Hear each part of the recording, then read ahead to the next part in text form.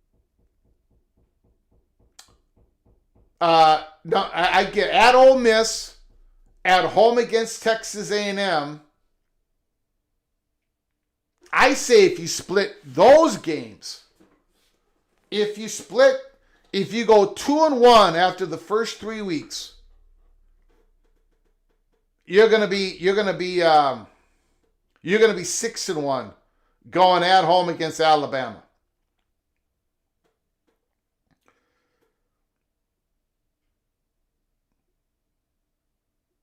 Yeah, I'm seeing 10-2 for LSU.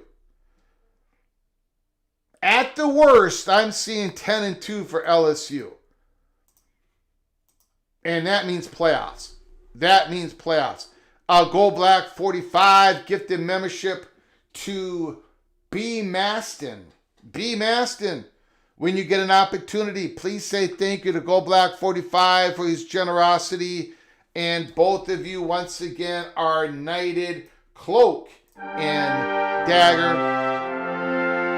Thank you, Go Black 45, for your generosity. I very much appreciate it, sir. Thank you very much.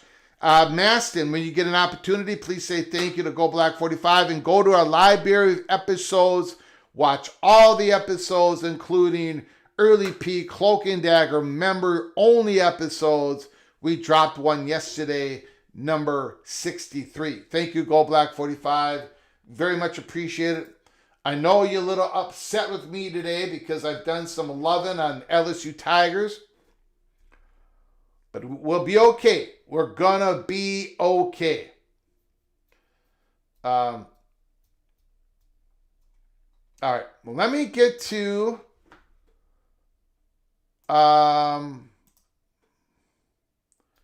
okay, let me get to a few messages here.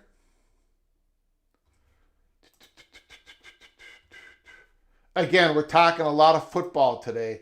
SEC, wide open race. Wide open race, in my opinion. I think the conference race is going to look a lot different than the Big 12 and the ACC, where the heavy chalks of Miami and Texas Tech Red Raiders are going to rule the day. I think the SEC is up for grabs. Absolutely up for grabs.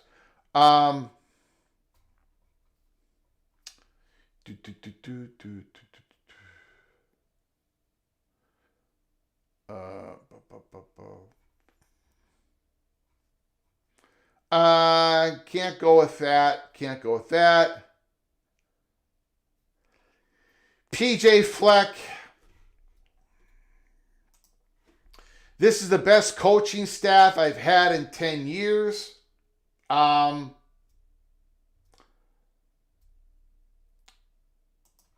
I'll give you a little inside baseball on that. If any, the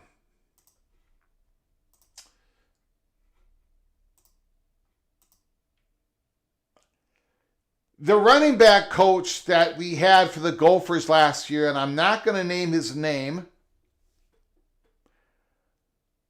but he is now Wisconsin Badgers running back coach. Did such a bad job last year that PJ Fleck almost called him out, but he basically left it as the running back room. How did he put it? Underperformed greatly last year. He was with us for 1 year. And now he's the new running back coach of Wisconsin. So again, I don't know what that tells you about Luke Fickell. I'll leave it up for you guys to decide. I'll leave it up. And now the new running back coach for the Minnesota Golden Gophers is the legendary Mohammed Ibrahim, the great running back for the Gophers. So we'll see what happens. Wet Blanket, congratulations on Minnesota and your natty champion wrestler. The first national champion wrestler at Minnesota at the 184 weight class. Minnesota usually have their national champions at heavyweight or at the lightest weights, not at 184. That was pretty interesting. Has been time to run out and bet big on LSU. Fade and Greg is a moneymaker. Bet big on LSU. That means you believe in what I'm saying for LSU. That means you believe. And I'm glad you all believe. I'm glad. Oh, OPD Dunn. OPD Dunn. A member for 28 months.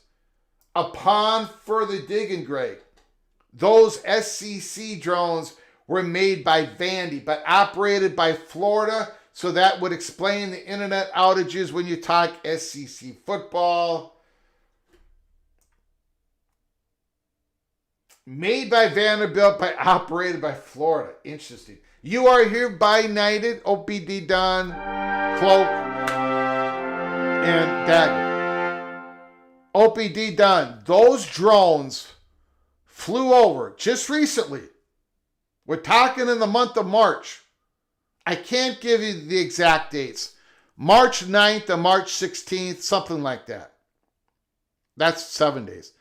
March 9th to March 5th. It was 5 days in March. 5 days consecutively. The drones flew over our most sensitive base, once again, Air Force installation, and we couldn't bring them down. And they went up there for 4 hours at a time. They had lights on.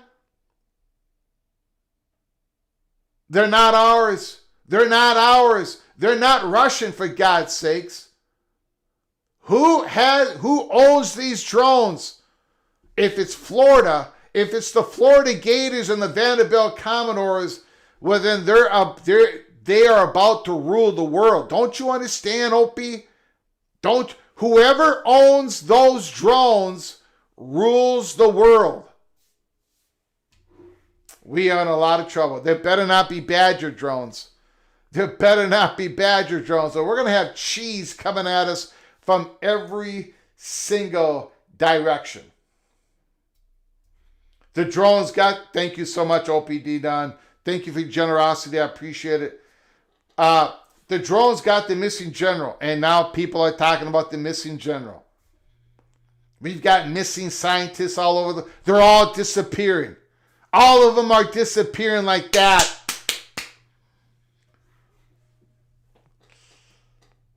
Expect a false flag in the next year. Expect something real to happen, and then people call it a false flag. MBM.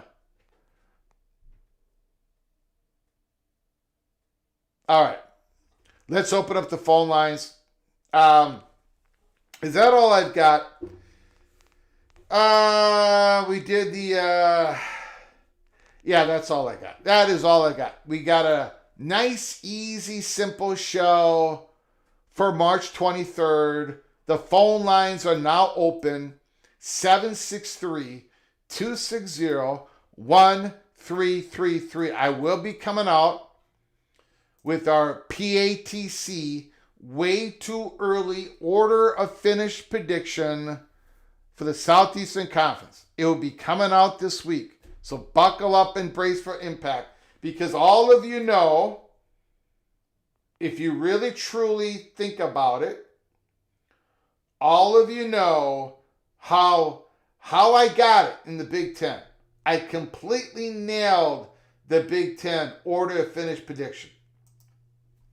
2026, Purdue 18, Rutgers 17, Northwestern, Maryland, Nebraska 14, UCLA 13, Sparty at 12, Badgers 11, Huskies at 10, Fighting Illini 9, Beloved Gophers 8, the Hawkeyes, the evil Hawkeyes 7, the Nittany Lions 6, the Wolverines 5, Fight On Trojans 4, Hoosiers 3, Ducks 2, Buckeyes 1.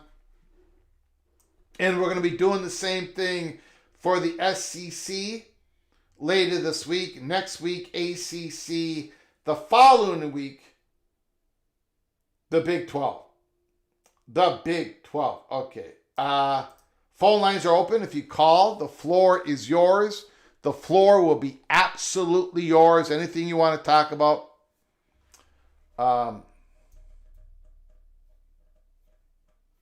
Go Black 45. Conference dark horses. ACC Cal. Yes. Big 10 Iowa. Big 12 Houston. Yes. SEC Tennessee. Woo!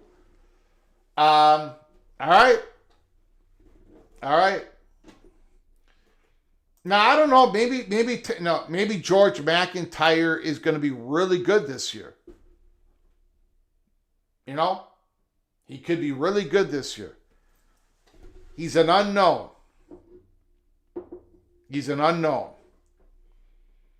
Phone lines are open, and I will continue to take a look if there is any breaking news. I do want to thank Eva Badger, Ricky Tungate, Christopher Hooter, Buckeye Greg, Go Black 45, and OBD Don for your generosity.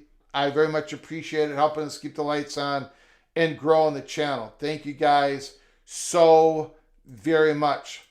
I'm going to keep looking here.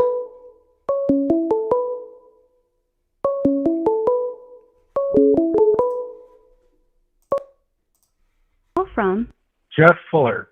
Jeff Fuller, the floor is yours. Thanks for calling. I do appreciate it, sir. Yes, sir. Good to talk. Just driving home from work and had a great day taking care of folks and excited to see the family. Beautiful. Thought I'd chime in and I've been catching up on some of your shows from the last few weeks and really enjoy your content. You know, always good way to keep up to date on the world of college football. One sort of side note, I think it was a couple days ago you had the show on the Utah messy divorce situation. Yeah. And I think some of the chatters sort of, and I think you highlighted some of the comments, but yeah, I was thinking the whole show just like, you know, guess the day that Kalani Sitake at BYU got extended with the hype to be the highest paid coach in the state of Utah was December 2nd. What was the date that Kyle Whittingham said he wanted to come back? March 3rd? That was December. It was December 2nd. It was the same day. Oh, the same day. I meant the next day, so, December 3rd. Yeah. Okay. Yep. Yeah. And his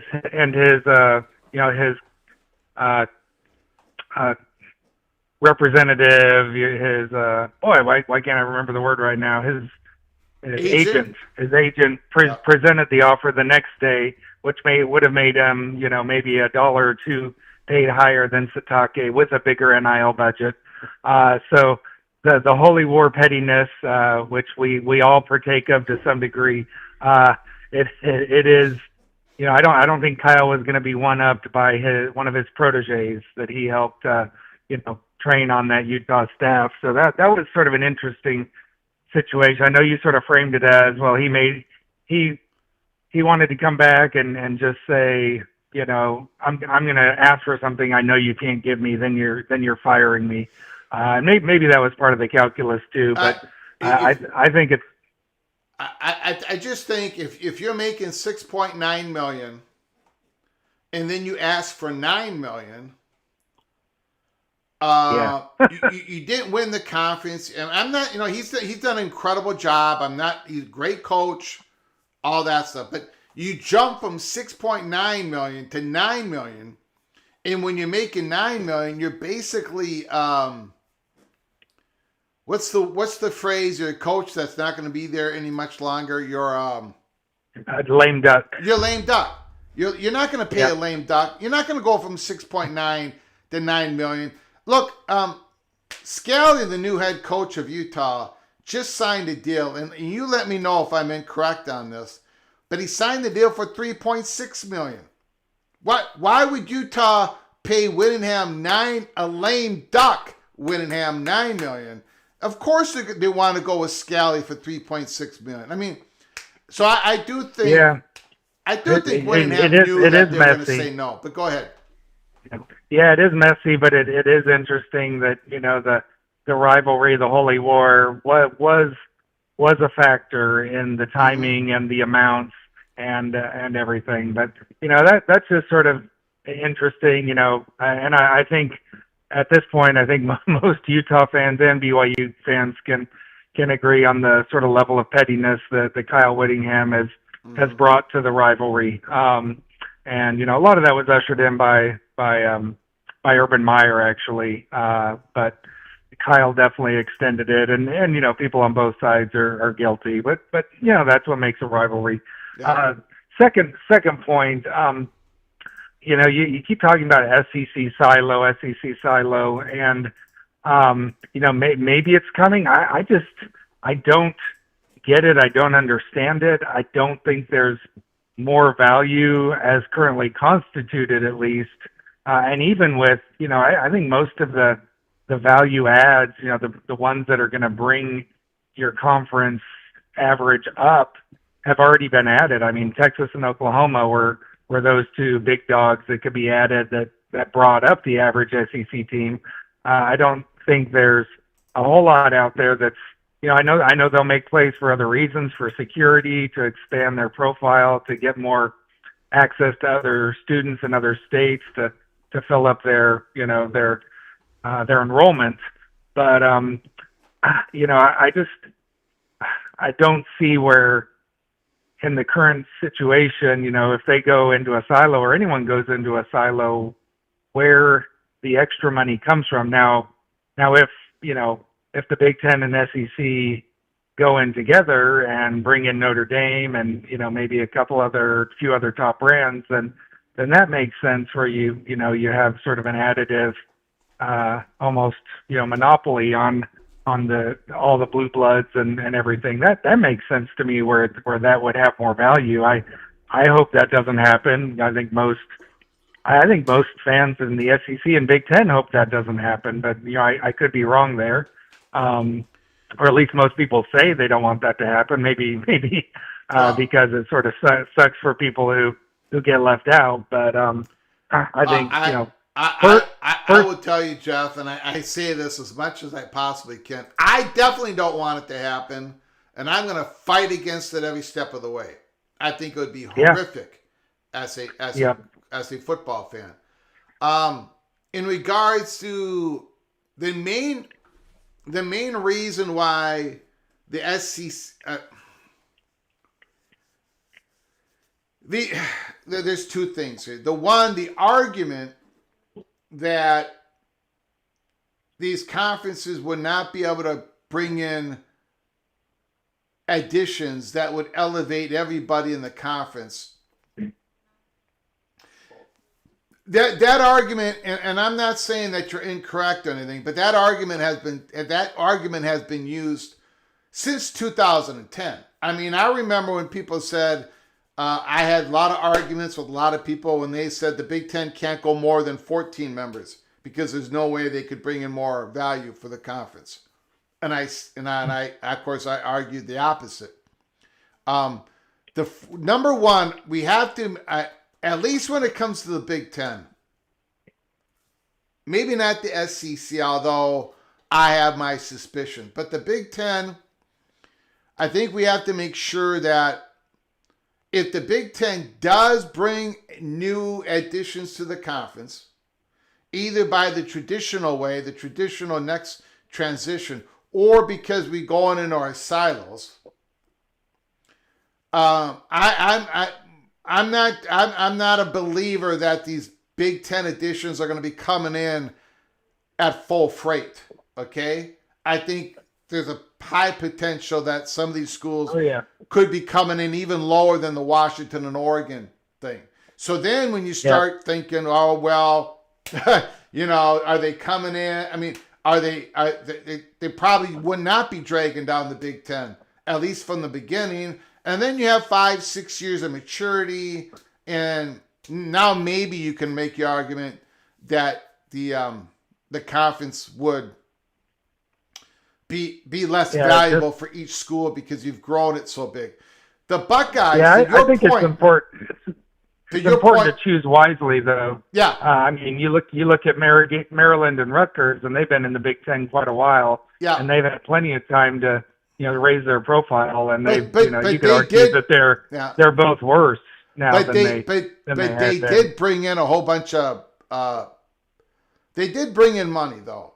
But they brought it in from the carriage fees from those markets, and more they than also anything. brought in the East media.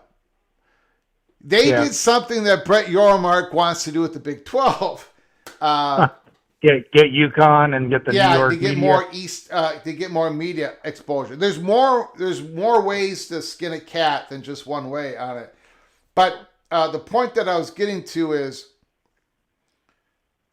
the silo part of this. There's money and then there's power, right? There's money and then there's control. And if the Southeastern Conference makes the decision to go silo, I know you, Jeff. I know you're an incredibly smart person and you're a very good communicator. And I think you would have very good I think you'd be successful in making the argument that this would not be good when it comes to the bank account of each and every individual SEC school in the long run or the short run or both.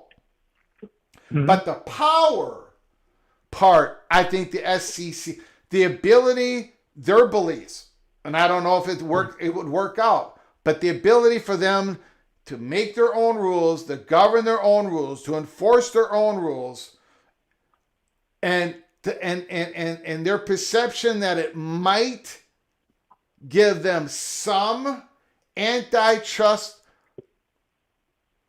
violation protection, it might be worth it to go their own silo. And then if they go their own silo, they're probably going to have to increase their conference for content. What do you think of that? Yeah, I mean, I see your point. I still am flabbergasted by, the threat that, if we don't get the SCORE Act passed, if we don't get all these guardrails up, if we don't get these antitrust exemptions, then we're going to go our own way and we're going to make our own rules and we're going to enforce our own rules. I mean, it does not pass the smell test at all. I mean, they can control that within the SEC and say they have, tougher rules or more strict, less transfers. What's to stop those players from transferring to other conferences? What's the if players are going to get, have less of a cap in other places or have more transfer ability in other conferences, how are they going to, sort of keep their players and it makes no sense that, we're going to establish stronger rules that are going to make our schools stronger, that are going to be sort of anti-player. In general, that's sort of been the SEC way. And I just don't see where that's a competitive advantage. It's absolutely a competitive disadvantage to have stricter rules and to have more, stringent caps and transfer rules, et cetera. So yeah. It doesn't make sense that, we're so sick that this is a Wild West and, we don't like how it is now. And so we're going to make all these rules that we're going to enforce ourselves. It's like, that's shooting yourself, cutting off your nose to spite your face in the long run. They're going to have, less of the top flight players because they'll go to other programs and other conferences where they can earn more and they can transfer more and have more freedom. I think you make a very good point. I do buy the fact that if the SEC went in their own silo, created their own rules, that transfer, that limiting of one transfer per a student's career, I think that would hurt somewhat their ability to attract student athletes, because student athletes. 100%. Yeah, the cap thing, I'm not a believer that the Southeastern Conference is going to decide anything when it comes to money that would hurt them versus other conferences. I'm not a believer that the Southeastern Conference would decide to make a rule that would have a lower cap than the other conferences. I think they would have God, what is that? Favor nations. I think whatever conference decides to have the highest cap, I think the Southeastern Conference would automatically match it. That's my belief. But go ahead, sir. Yeah, and I agree there. One last point. Again, I hate to just keep changing subjects. No, but, it's when you call, the floor is yours, sir. Yeah, bringing up Notre Dame as their number one on returning production. Yes. That's impressive. As someone who school that just sort of scheduled Notre Dame on the fly, sort of helping out with the SEC situation. Yeah. Hopefully we knew what we were getting into there. Obviously their top flight running backs are no longer there, but sounds like just about everyone else is. So we'll see how that goes. But I remember a show a couple of weeks ago maybe where you talked about this possible Big Ten scheduling agreement with Notre Dame. And, if that comes to fruition, I mean, does the ACC own will they own the history, the record books for the worst own goal of all time, to lose Notre Dame and that scheduling agreement, by promoting Miami and the ACC network shenanigans and all that stuff. I haven't heard much back from you on that, and on that show it was sort of Notre Dame may do this, and if we give Notre Dame this concession, which I know Big Ten people are very split on, and it may not come, but sort of the carrot that they would give Notre Dame and the SEC is that we'll drop the 4 automatic qualifiers and we'll just go to all auto bids or excuse me, all at-large spots for the power conference teams. Do you have any updates on that? And then one last thing, if you can address it in the comments. I remember a caller said they listened to another show and that they said that before the big roundtable that the SEC and the Big Ten had a meeting together and that they may be mending the fences here, and which is interesting because by all outward appearances they're sort of bickering with one another and sort of saying, well, we want this, and others are no one's joining on with the SEC, the Big Ten saying, hey, we want it so that you can't enforce any tampering rules, and everyone no one joined on with them. So there's sort of this outward bickering of lots of little points, but in the back of the room, are they game playing this out to say, well, let's get the the House settlement done, and let's get rid of the sports business that act, Sports Media Act, where you can pool your rights, but you don't have to. That would sort of be the grand hurrah if they could get both the House Act passed and the optional media rights pooling. That would give them lots of protection against antitrust for them to just do their own, superpower 2 conference media deal. That's sort of what I fear in the back, is that, they're sort of okie doking the smaller conferences and saying, oh, you really, really want this, let's pool the rights, when the smaller conferences are thinking it's going to be everyone pooling together. But in the back of the mind, they're like, well, we're just gonna pool ours, and now thank you very much. We have no risk of antitrust litigation because we're pooling our rights, and you said it was okay because you wanted this. So those are my last 2 points. Okay, we'll take them out there. Thank you, Mr. Fuller. Yep, thank you. Appreciate it. Great call. Absolutely beautiful call. BYU Cougar, Jeff Fuller. Always a great call.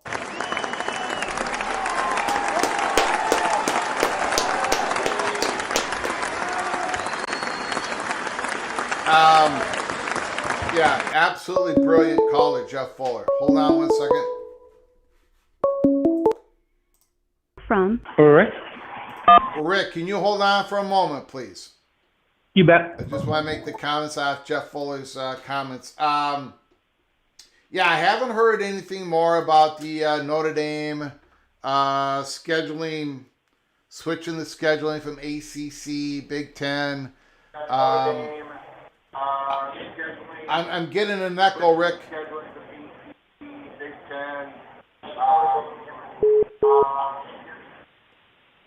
There we go. I haven't heard anything more on that. Except for the fact that those talks have definitely happened. There are reasons why there's a couple of media company, a couple of Pete Sampson and Scott Dochterman made bold predictions that would happen. I don't think it's the chalk. I'm not reporting that it's going to happen, but that definitely has been in the mix. Notre Dame is not happy with what happened in the ACC. And as you know, Jeff Foley, I would rather put a nail through, I'd rather pound a nail through my skull than have that happen. So I'm hoping that doesn't happen. It is split in the Big Ten. Some Big Ten fans say, yeah, it'd be great. And some, like me, say, no, I don't want any part of that. And I can't remember what your other comment was because I'm getting old. But anyway, thank you, Jeff, for the phone call. I appreciate it. I'm sorry I cannot remember the other point. My apologies. Rick, you got to wait one more second, sir. Can you wait one more minute? Can do. Thank you so much. OBD done 10 gifted memberships has been Robert Perez. That is a Fresno State Bulldog in the house. Tracy FSU, the Seminole. Alex Jackard, the Mad Researcher. BUSA, JJBP, Mr. Brain, Agdal Music, and Skull Ducky. All were gifted a membership by the incredible, generous OBD Don, the Purple and Gold LSU Tiger. All of you are knighted. All of you are knighted. Early Peak, Cloak and Dagger. Welcome to the family. All of you, when you get an opportunity, please say thank you to OBD Don. And you can go to our library of episodes, watch all the episodes, including members only episodes. Early Peak, Cloak and Dagger. Episode 63 was just dropped yesterday morning. Thank you, OBD Don. Please say thank you to OBD Don. Incredible generosity.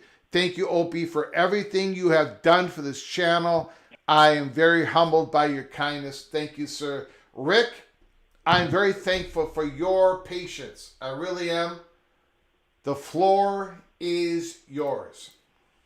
Oh, thank you for taking the call. Okay, today I'm going to be the Big Ten, and I'm going to take some teams.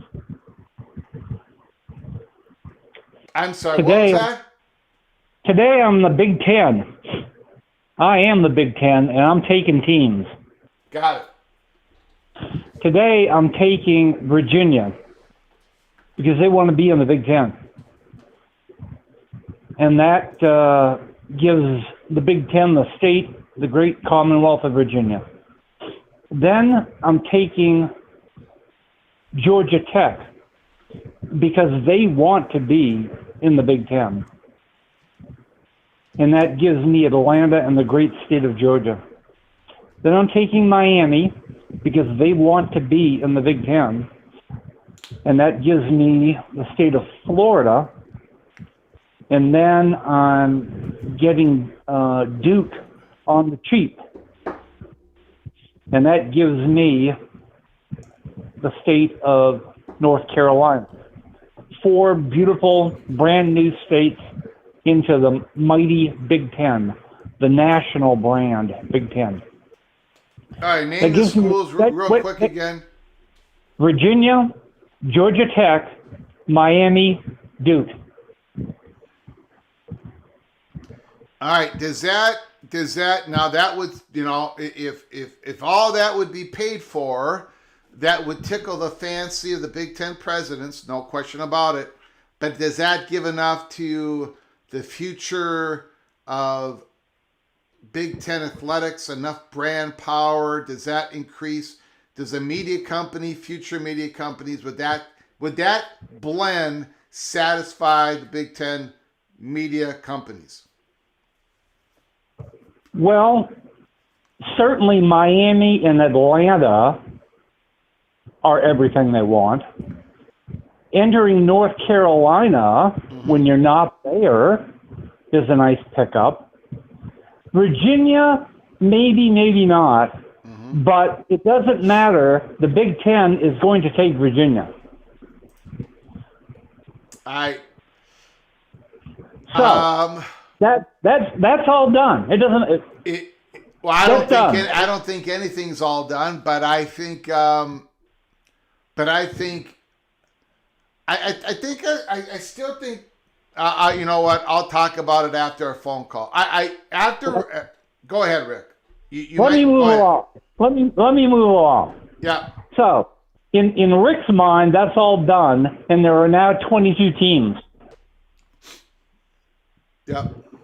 The SEC has 16 teams. You are the SEC. Start picking your teams. North Carolina. Yep. Florida State. Yep. Clemson. Yep. And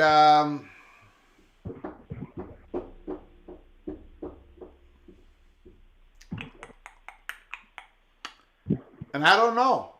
Honestly, I don't know.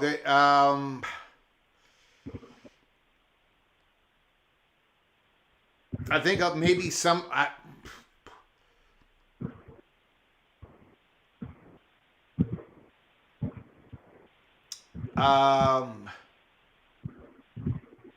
Virginia Tech, Kansas, or I don't know, sir. I mean that is, or NC State. Or NC State. Yes, sir. And that's what we talked about. Correct. Yeah. Do you see how I forced your hand? Yes, you did. And there's one more thing. But the Big Ten wants Notre Dame. after wait a minute, hang on. Yeah. See how I forced your hand? Yes, you did. You forced my hand. After you pick those 4 schools, after you pick them, yeah, I'm taking Notre Dame and Stanford because Notre Dame has got to do something. Okay. Then I'm getting Notre Dame and Stanford for 24, while you're at 20.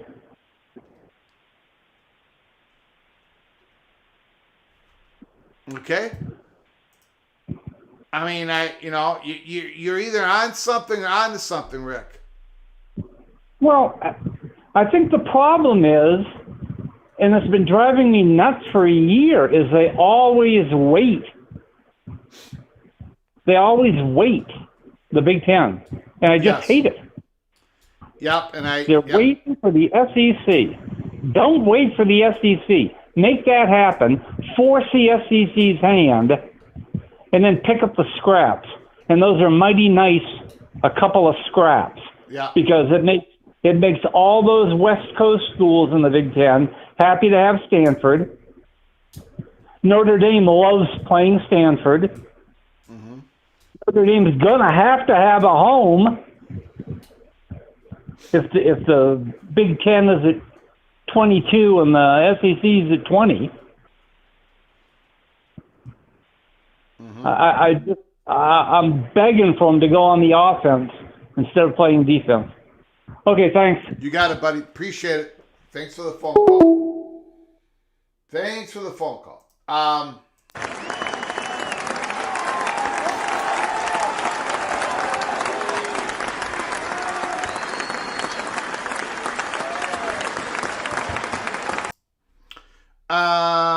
Beautiful call by Rick. I look. There are people that agree with Rick on that. Call from Tristan Fives. Tristan 5, can you hold on for a moment? Yes. Just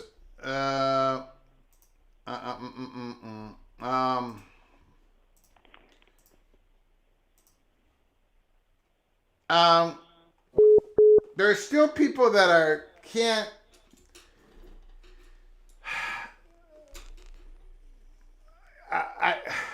There are people still not quite understanding what we said about Virginia and the Big Ten and everything. Seth Holland in the chat room. Greg, please read JRSCC's comments. Now, I'm not sure if this has, I don't think it's comments in our comment section. It may be comment on a website. So somebody sent me a website, and they've sent this website to me before. And it has to do with my comments on, let me show you what I put down in my X account.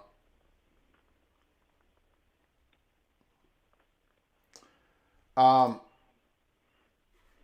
I even provided a link. And I read this. It was like a 2-page thread, and they were saying that Greg's comments talking about how the governor is not going to play a big part in Virginia's UVA's realignment and all that stuff. And I try to explain it's not so much about the governor of Virginia directly. It's about who the governor appoints to the UVA Board of Visitors. The appointments, the quickness of the appointments, and those appointments falling in line with faculty tells the story. Then I went and said the following. And I'll get you in a second, Tristan. Thanks for your patience. I appreciate it. No problem. Then I said there's been a change at UVA, much like UNC, different direction. And to fail to recognize the change leads to not knowing what is going on, boots on the ground. Nothing done, nothing imminent, nothing settled, but positioning is always happening. And for a lot of people in the PATC family, they completely understand what I'm saying when I say that. But there are others that just can't quite grasp it. Nothing has been done, nothing has been settled, which means that changes, positioning can happen. There has been a seismic change at Chapel Hill over the last 6 or 7 years. We've been telling you about that a lot. I mean, we've been giving you all the details on that. Not only what's gone on in Chapel Hill, but the power that's kicked up to the Board of Governors. We've explained the changes at Virginia. Things change, ladies and gentlemen. So guess what? When there's a change, we are going to report that to you. The Board of Visitors at Virginia, they rushed 5-6 new members in the Board of Visitors. Take a look at who they are. Take a look at what they've done in their lives. Take a look at their resumes. Take a look at whatever interests they have. Take a look at the ones who just left the Board of Visitors.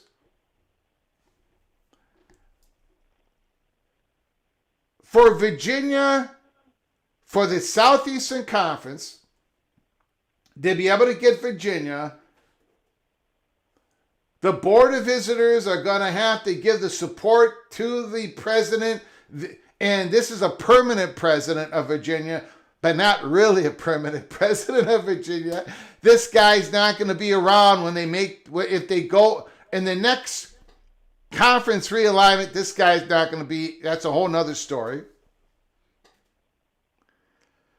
The Southeastern Conference has lost the ability, as right now, it might change in 4 years, but they've lost the ability to quickly flip the switch and get Virginia on board. Especially if Virginia has a Big Ten invite if the SEC comes a knocking. Make no mistake about it. Virginia has been the target of the Southeastern Conference. And a whole bunch of people have disagreed with me. That's fine. They're going to continue to disagree with me. That's fine. And then some people are hitting me because Greg Pflugar flipped. We did not flip. It flipped in Virginia, for God's sakes.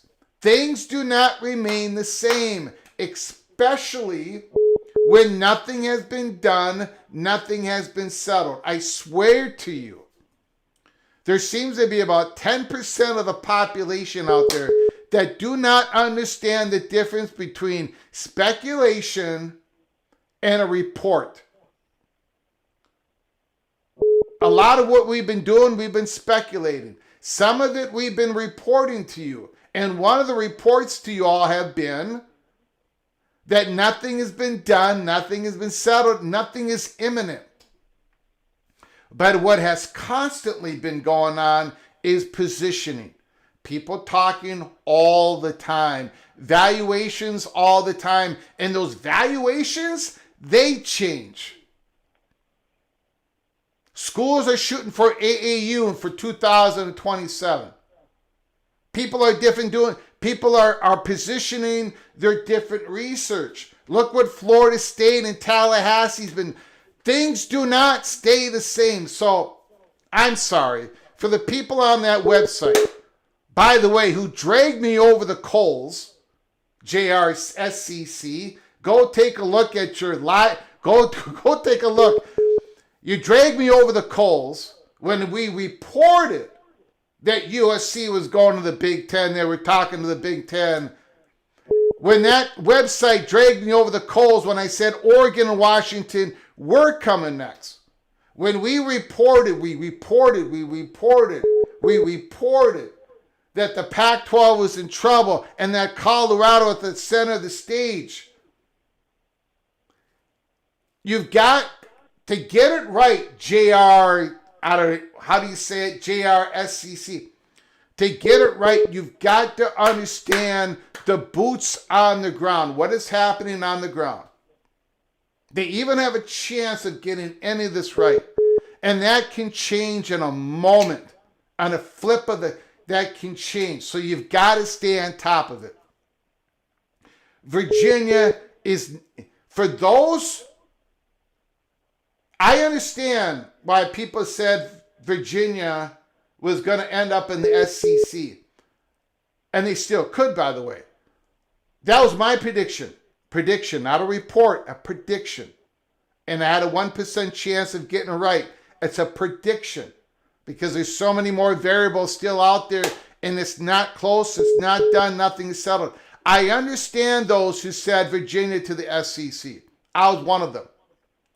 But you also got to understand, or if you don't want it, that's fine.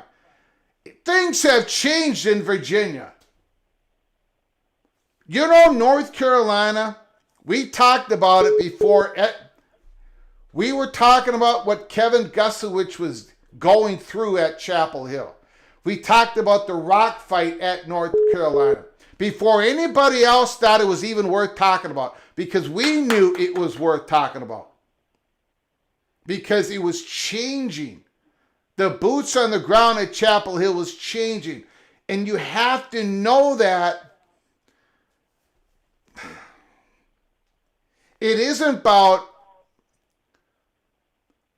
it's not, if you want to have your feet in cement, I applaud you. If you want to make sure that nobody says you're flip-flopping, I applaud you. But here in the real world, in which we have the track record that we can speak of, you've got to know what's happening, boots on the ground, and it's changing constantly. Constantly. When USC called the Big Ten and we reported that it was going to happen through March, through 2022. That website dragged my ass over the coals, which is fine, but they were dragging my ass over the coals because it's never happened before.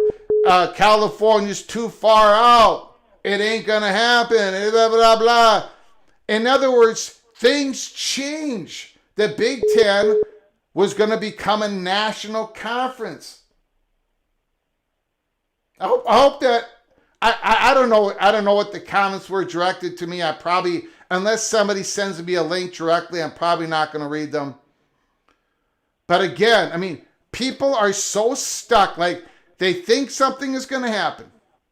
I see it all the time.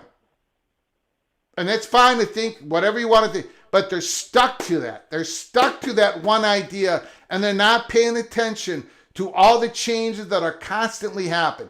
You've got to have a sense of curiosity. You've got to figure out what is truly going on instead of just being this monolithic, just bam, bam, bam, this is what's going to happen. And by God, Greg is a moron. It is just unbelievable. There has been a great change at Virginia. I don't know what to say. I don't talk to somebody at Virginia, for God's sakes. Now, could it be switching over 3 to 4 years from now? Possibly. But right now, Virginia is a very difficult get for the SEC. And I think that's worth talking about. Tristan, go ahead. The floor is yours. Hey, thanks, Greg. Thanks for taking my call. Hey, listen, I wanted to I have a lot of points to try and make. I'm going to try and be quick here. So first of all, I wanted to compliment Rick. I know some people commenting were disagreeing with him, but I think he was making some good points. He actually said some things I wanted to say. Okay. They're not going to, if they lose out on North Carolina, Greg, I'm talking about the Big Ten, they still can get Virginia and Duke. And those are two new states. And Greg, they just can't miss out on that, because I think we all understand that if the SEC does get North Carolina, that the deal is that they got to take NC State too, right? I think we all understand this, right? Yeah. That's the political reality of the situation. Well, you know, the Big Ten at that point, the only one left in that state is Duke. Now, maybe they decide, well, we don't want Duke, but I think it would be worthwhile to the Big Ten to get Duke if they could. And Greg, you know, they have to have a presence in the Mid-Atlantic. If they somehow do not end up with Virginia and or Duke, there could come a day where Maryland leaves for the SEC. They have to put more presence in the Mid-Atlantic. The Big Ten does. And I think that Rick's, I don't know if it was a proposal or just a prediction or what, but I think he's right. They got to get Virginia and Duke to help keep Maryland planted right where they are. And, you know, going down to Georgia Tech and then to Miami, that's contiguous. All of those states are contiguous. You could go draw a line from Maryland all the way down to Florida. So now the problem here, Greg, might be that the network doesn't want to pay for all those, in which case you might have to have some of these schools go in the way Washington and Oregon did on, you know, a percentage. I don't know how that'll play out. Maybe it'll happen, maybe it won't, but I think he was making a good point. If they want to be in the Southeast, you're going to have to start lining up these schools, and they can't miss out on the Mid-Atlantic, Greg. That's my primary concern with the Big Ten. Now, another thing is, I've seen this, people make this mistake all the time, Greg, and I've seen this out on War Channel a lot. They talk about how worthless North Carolina is compared to FSU. It's such a common statement to read. And what they don't get, what fans don't get, is they think like fans, and they make the assumption that the way schools are today is the way they'll be going forward. And that's not the case. It's not that North Carolina would be the same as they are today in the ACC. Going into the SEC would be like a whole new lease on life. They would become a much more prominent program, even within their own state. And I think that if they were to make that move, they would elevate their, I think, football stature just by being in the SEC. I think it would go up. And it's not what they are in the ACC today. It's what they could become in the SEC that's appealing to the SEC. Mm-hmm. And I think people make the same mistake with these other schools, Greg. I mean, Duke and the Big Ten could be much more than they are today, and they're already great. I think Duke's fantastic. And, Georgia Tech could be a resurgent program if they landed in the Big Ten and they had the right kind of revenue. They could compete. They have a storied history, Georgia Tech. There's no reason. Hey, look, if we're sitting here saying that Indiana can rise out of nowhere and become a power, why on God's green earth can't Georgia Tech? And they have it in their history. There's no reason why they can't rise up again and become a power the way Indiana's turning into. So I think that people think about it wrong. They have to think like a school president, look at the other things that fans normally don't care about, and just think about the potential of the school. And I think those schools would be fine additions to the Big Ten. If they're going to lose out on North Carolina, which I think is unfortunate, if that happens, they still could do really well in the Southeast with all those schools. And that was just kind of a rant almost, really. No, that's okay. That's okay. I had you waiting patiently, and so go ahead, sir. Take as much time as you want. Yeah, and actually now I'm kind of forgetting some of the other points I was wanting to make. But, from an earlier show, I mean, there's people still making the argument today that Florida doesn't want FSU and South Carolina doesn't want Clemson, and that is incorrect. Greg, those are the schools, they want their in-state's rival in the conference to have a protected rivalry. They already play them every year. Mm-hmm. They want it to be an in-conference game and to be protected. And that actually was the source of the gentleman's agreement that Commissioner Slive put in place, saying, please do not nominate any in-state rivals for expansion. He made that request because he specifically knew that both Florida and South Carolina would have nominated their in-state rivals. And then that story's gotten all twisted around. But, I don't know about the big scoop, Greg. I think two at a time is how it's going to go. I don't think they're going to do 4. It just sounds too hard to do. And I know that 18 is an awkward number, but it would only be for 1 year. So I think that probably it'll be 2 and then later on 2, and the first 2 are probably going to be North Carolina and Clemson. That's what it feels like. So I'm probably forgetting some of the other points I wanted to make, but those were the main things I wanted to say right there. So, all right, man.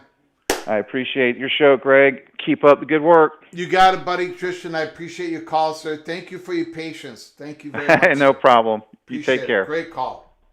Another legendary caller in the books.